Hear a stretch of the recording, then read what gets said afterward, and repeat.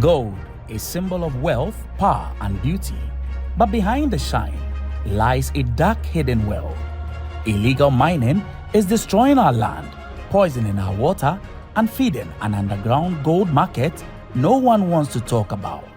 We follow the trail from the pits of Galamsey to the shops selling this gold in plain sight. But for the miner who is interested in selling his or her gold, his interest is not in whether he is selling to a licensed or licensed buyer. It is our who gives a better price. That is what happens. So gold, once you have it, you have a lot of people to buy it. That is not a problem. Who profits? Who protects it? And why is no one stopping it? This is the story they never wanted told. Na yoko Galamsey kwa pole kakra. Dia yinti na yoko kwa pole ne. Pole na eden. So be cheche mo ache na eden sa. Galamsey. Okay.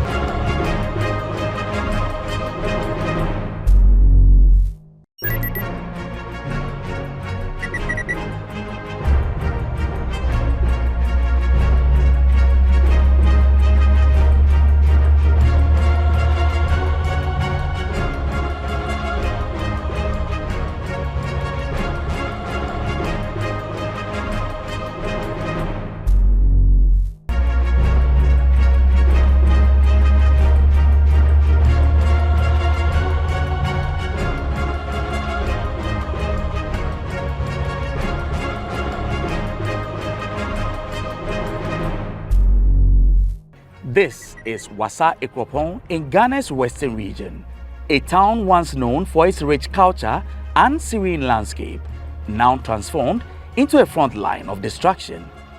Across the terrain, gaping holes, contaminated rivers, and unstable soils bear witness to the unchecked spread of Galamsey, what is known as illegal small-scale mining. What was once a thriving rural town is today choking on dust, struggling with polluted water sources, and battling social decay caused by relentless, illicit mining activities. But what drives this destruction? Why does Galamsey continue to spread like wildfire despite the known dangers and nationwide campaigns against it?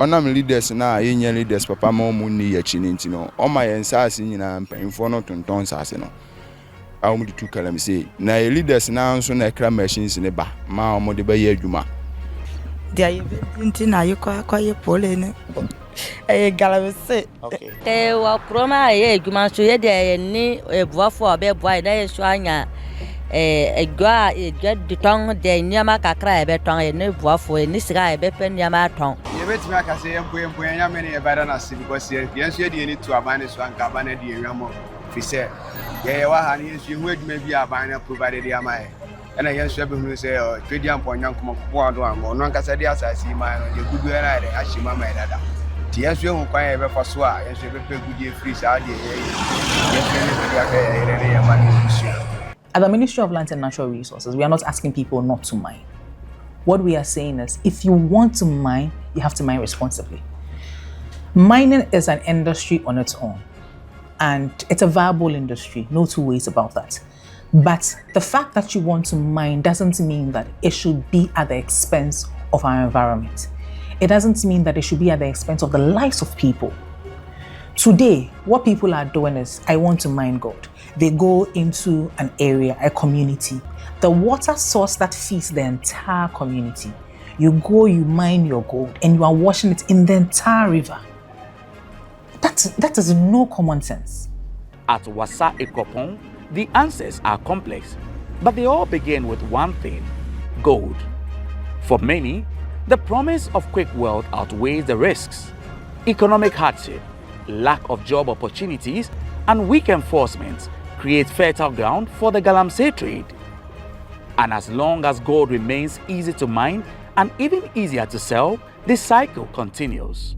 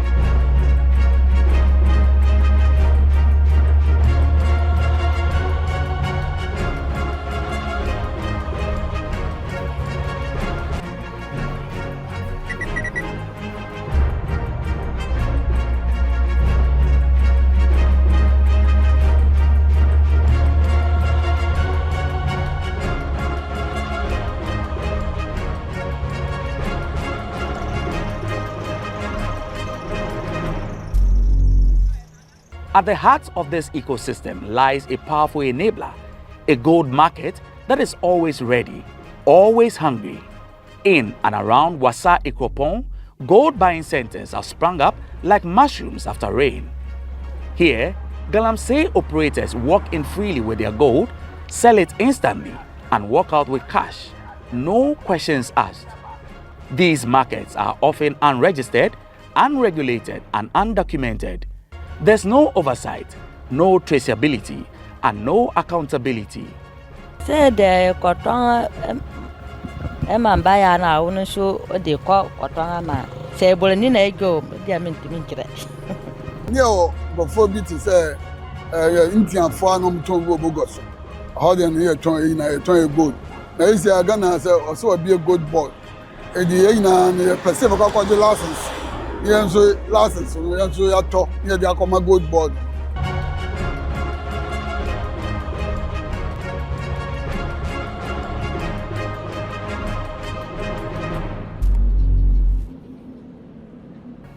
I came here to find answers, but I found something more disturbing: an ecosystem thriving of gold no one truly knows the origin of, making it almost impossible to stop illegal mining.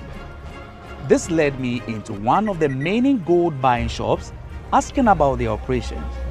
While I was not allowed to film, this experience captures my time in there. A young man, barely 23, entered with a small piece of gold not larger than half a thimble. No questions asked, no traceability, no verification of whether he had a license. Only one thing mattered: was the gold real? Once confirmed, he was paid 17,900 Ghana cedis. That's approximately $1,740 on the spot. No receipts, no names, no questions asked. These shops are everywhere, on every street corner, in converted kiosks and full-scale offices. This young man, who preferred not to speak on camera, said,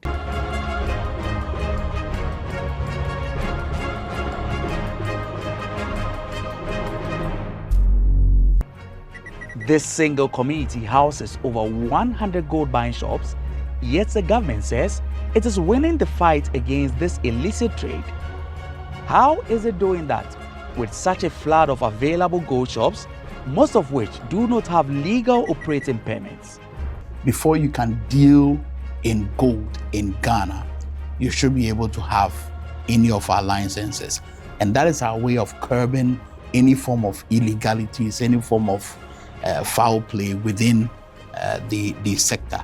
The whole idea of dealing with this particular menace, where some illegal small-scale miners would indulge in the illegalities, is for us to, develop technology in our operations in terms of ensuring that when it comes to the traceability aspect of our function, we are able to know that gold that are mined and end up on the market are mined in a sustainable manner.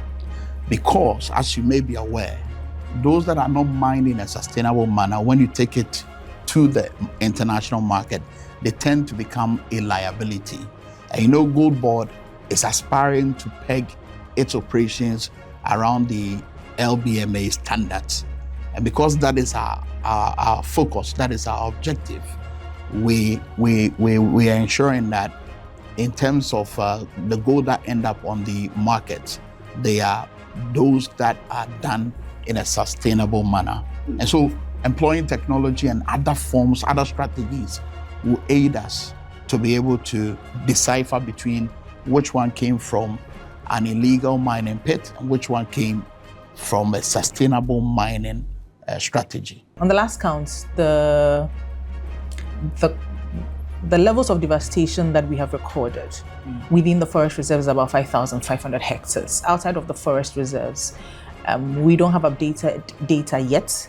We're still doing our checks on what the quantum of devastation or the levels of devastations are, because we know that people are ceding off their farmlands for mining activity. Some of them are actually being overtaken forcefully by some of these illegal miners. We're having records or reports of people going into close to habitats to conduct mining activities. So the numbers keep going up, but we know those are in tens of thousands of hectares of land outside of the forest reserves.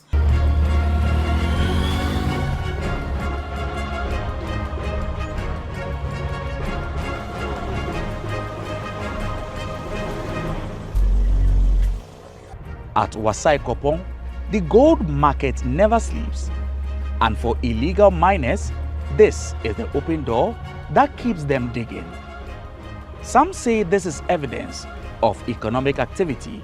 Others call it what it really is, the engine room of illegal mining. A farmer cuts down his cocoa trees not because he wants to, but because the buyer at the gold shop pays instantly and way better. The illegal miner doesn't need paperwork. He doesn't need a license. He only needs gold and a willing buyer. And at Wasai-Kopong, those buyers are never in short supply. The Gold Board claims the ASM sector has outperformed the large-scale sector in gold exports. But how much of that gold came from operations destroying Ghana's rivers and forests? As a matter of fact, the reason for that 5% growth that we saw in our economy is as a result of their activities. That is the reason for these regulations that we are putting in place, when it comes to the gold trading aspect of the entire mining value chain. So when these regulations are put in place, like what we have, ensuring that those who trade in gold have licenses, we have our task force on standby to ensure compliance. When all these things are put in place, we would have a system which is guarded and guided by law or laws. And we will be able to deal with the exigencies that will come with it as well. I came here seeking clarity. What I found out was a town grappling with the price of gold, not in United States dollars, but in trees, rivers, and lost futures. For the miners, the message is clear. Bring more gold and we'll buy it. And so they do, digging deeper, destroying more, and returning to sell again. Gold as it is, even beyond the shores of Ghana, sells very well. Go to the United States, the UK, and all the developed and advanced countries. They use it as a form of preservation of their wealth. And it trickles down to this third world countries. Okay, so gold as it is so precious. Once you get it here, you have countless or number of people who are ready to buy. It is a hot commodity. Once you get it, you are good to go. Even the little speck you get, you are easy to go. Currently as it is, gold is soaring. It is soaring, and the price is good. And mining is also booming. But there's supposed to be a system. The Ghana Gold Board was established to regulate gold trade, to ensure the nation earns revenue from its mineral wealth and to control illegal trade routes. So we ask, where is the oversight? Where is the regulation? What is the role of the Ghana Gold Board if gold from illegal operations continues to flow freely into shadow markets? In terms of regulating those shops that you saw within Wasa and its environs, it has started. How? People are applying for the gold trading licenses. That's one of our methods in dealing with the illegalities that is associated with this trend, which is quite worrying. So people have applied. We are going to get into the phase where we will issue the licenses. And then there's also another phase, which is compliance. How are we going to do that? The task force, which is the bedrock of our compliance objects as Gold Board, would also ensure that this is done. Then there's also the traceability aspect, which I mentioned. So going back to it, we would employ technology and then boots on ground to be able to effectively ensure that the goods or the gold or the commodity that we get are those that come from sustainable mining structures. So in terms of timelines, Gold Board is within the teething stage. So now we are within the process of issuing licenses, and then when our operations begin, we clearly will see the others also follow as well. Before you get a license to mine, there are steps that you need to go through, and there are agencies that you need to see. You need to meet them, ensure that you have the right documentation, you have the right permit before you actually are issued a final license to go and mine.